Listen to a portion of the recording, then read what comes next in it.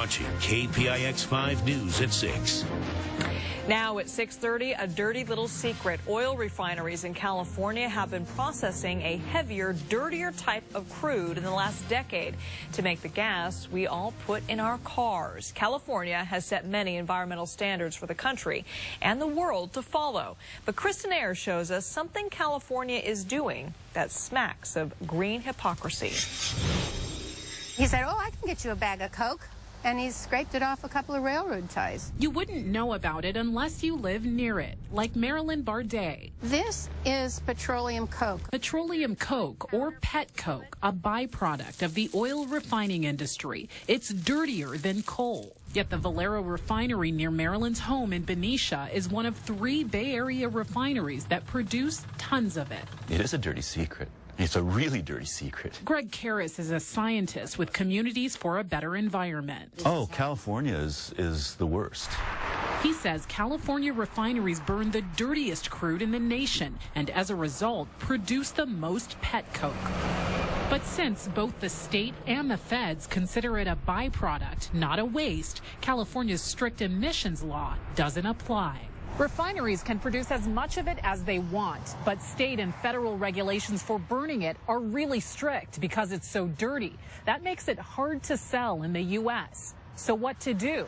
Much of it right now is sold overseas. Chris Howe is with Valero. Are there concerns about the pollution that it causes overseas? I'm not aware of those concerns. California exports 128,000 barrels of petroleum coke a day. Most of it goes to China, where it's burned to generate electricity and where it emits 5 to 10% more carbon dioxide than coal. That adds to China's notorious bad air problem and eats away at the world's ozone layer. So we send our pollution problem overseas, while the governor says things like this. But the disruption of the climate patterns on which all human beings depend is the greatest problem that mankind has ever faced. Just this month, Governor Brown signed a memorandum of understanding with China, pledging, of all things, to reduce greenhouse gases.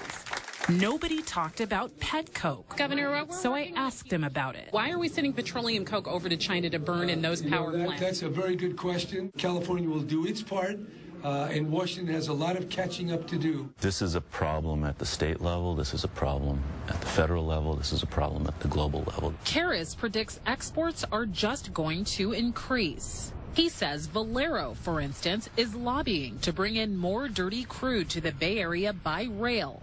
That will produce more petcoke. We don't want more of this stuff. Marilyn and many of her neighbors are fighting that. You have to say, this is the line, we don't cross it. Kristen Ayers, KPIX 5. Well, thanks in part to Marilyn's group, the city of Benicia now plans to do an environmental impact report before allowing the trains to come through. Valero, by the way, claims the rail project won't bring any dirtier crude than what is currently refined.